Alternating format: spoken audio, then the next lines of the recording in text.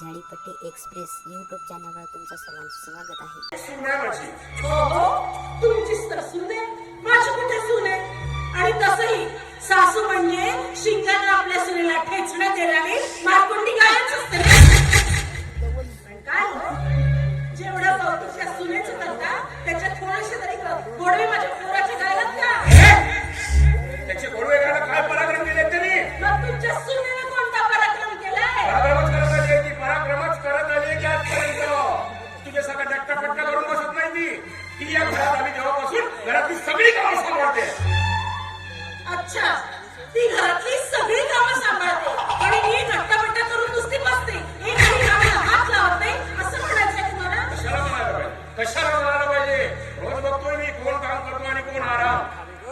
मला सांग, ती पोरगी या घरात सुरून आली तेव्हापासून घरातल्या एका तरी कामाला हात लावलाच का? म्हणून म्हणतो थोडं तरी काम करत जा, नाहीतर हा अंगावरचा मास आहे ना पेलणार नाही तुम्हाला एक दिवस. देवा देवा देवा, काय नवरा आहे माझा, हे परमेश्वरा, बघ रे बघ, काय नवरा आहे हा, आणि आपल्या बायकोचा खाल्लेला अन्नावरचा मांस करतो. हे परमेश्वरा, अरे कुठल्या जन्माचे भोग भोगते मी? काही भोग बिगी नाहीये, सगळं आरामाचा परिणाम दिसतोय काय तुमच्या अंगावर. तेव्हा फक्त आता एक गोष्ट लक्षात ठेवायचं, मी उद्या बलवीर आणि सुनबाईला 1 महिन्यासाठी फिरायला पाठवतोय, 15 दिवसासाठी. आणि 15 दिवस या घरातली सगळी कामं तुम्हाला सांभाळायची आहे. तुम्हाला सगळी घरातली कामं. आणि आराम करताना दिसलात ना तरी काठी आणि पाठ असेल, लक्षात ठेवायचं. त्याला बाजूला व्हा, मला सुद्धा काम आहे. तुमच्यासारखा काही रिकाम टेकडा नाही आहे मी.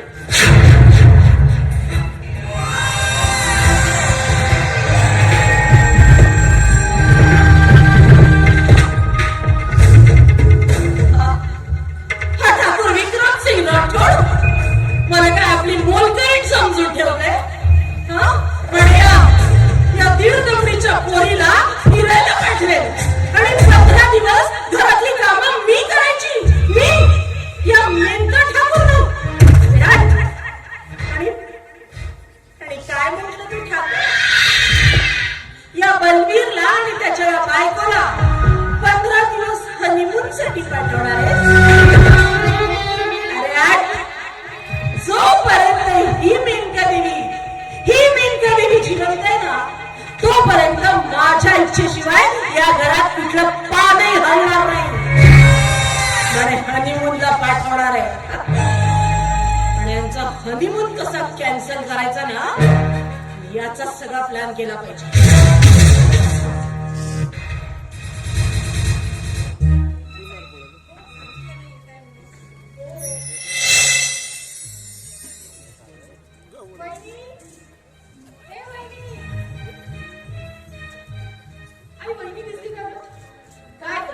इथे मी उभी आहे ती तुला दिसली नाही, पण बहिणी कुठे आहे? बहिणीचं जग करत आलीस. ओ येईल तो, बहिणी कुठे आहे? सुनबाई कुठे आहे? गंगा कुठे आहे? अरे तुम्हाला कोणी हे विचारतं का की तू कुठेस म्हणून? मला सांग, या घरात आधी मी आली की ती?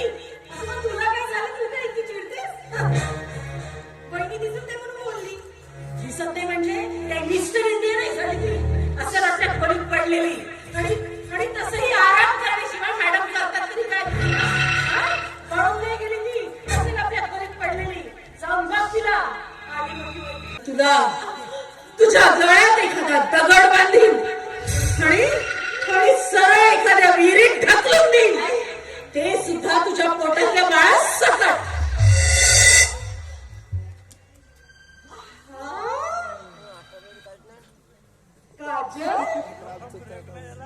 आज कोणाचं लग्न नाही? मग पाहिलंस का बाईचा नट्टापट्टा? नाही मॅडम, इतका मेकअप करून एवढा नटून तटून निघालात कुठे? अरे हा, आठवलं. अगं आज मॅडमच्या 7व्या महिन्याचा कार्यक्रम आहे, म्हणून ही तयारी. सगळे गोष्ट लक्षात ठेवायची. माझा नवरा आहे ना, तुझ्यावर सख्या मुलीपेक्षा जास्त प्रेम करतो, आपल्या मुलीपेक्षा जास्त मानतो तुला. म्हणून म्हणून आज या घरात तुझ्या 7व्या महिन्याचा कार्यक्रम होतोय. पण या पुढे तुझे असे कुठलेच लाड या घरात होणार नाही, कळलं? चालले घेतलं.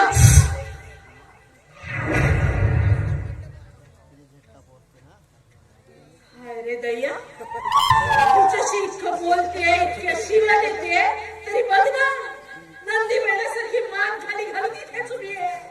आता थोडीशी तरी लाज शरम आहे का तुला? घरात सगळी कामं पडली आहेत, ती भांडी घासायची आहे, ती घासायला तुझी मा येणार आहे की तुझा बाप? बागेस कोणाकडे गं? हा? त्या घरातली बागेस कोणाकडे? डोळे खाली, डोळे खाली. आतमध्ये हो आणि सगळी घरातली कामं आटप. चले चले निघा जाना मरवा तिकडे.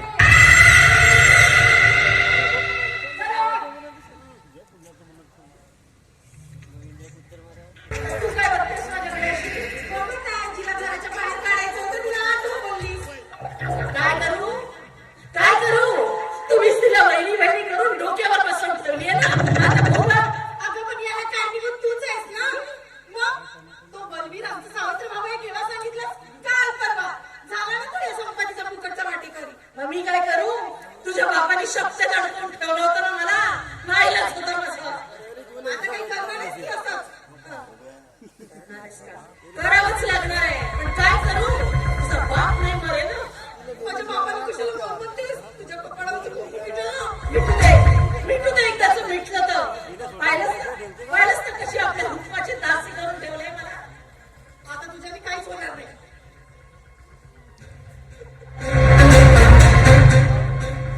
काय म्हणालीस काजल? माझ्यानी काही होणार नाही, मी काहीच करू शकणार नाही. काजल, अगं मी काही करू शकणार नाही तर मग कोण करू शकेल?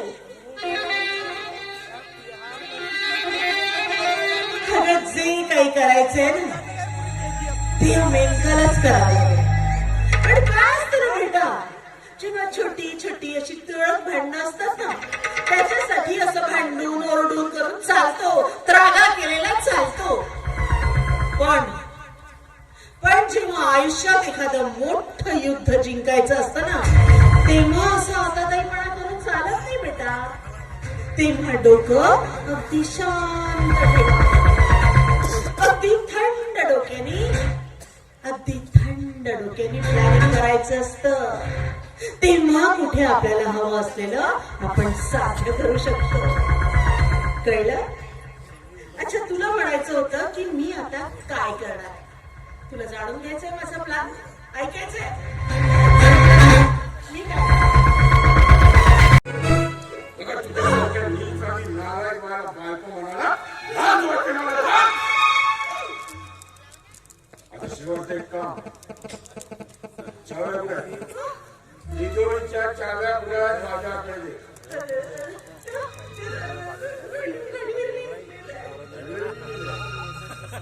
ज्या कमरेला त्या चाव्या खोसतात ना, त्या कमरेत अशी कंबरडं म्हणून ठेवी. सकाळ चाव्या काढ. आजपर्यंत तुझ्या हुकमाशिवाय तिजोरीतून तू 1 रुपया काढू शकला नाही, पण आता ह्या चाव्या माझ्याकडे दे.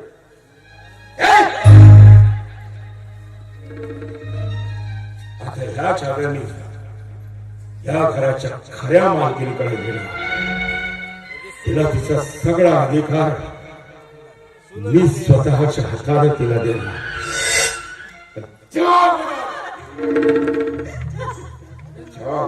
तुला असं वाटतं ना, गळा घुटून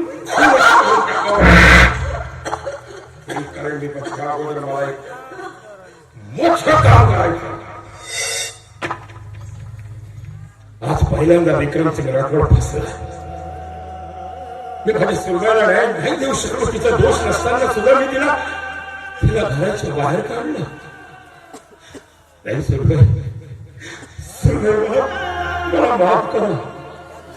आपण खूप मोठी चूक झाली.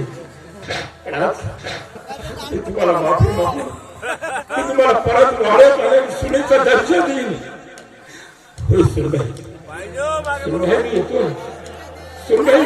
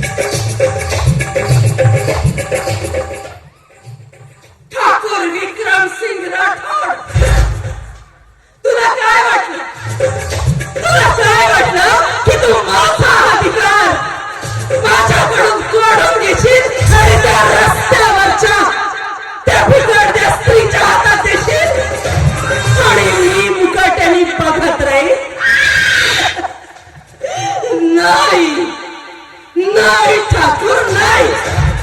इतकं सोपं नाही येते.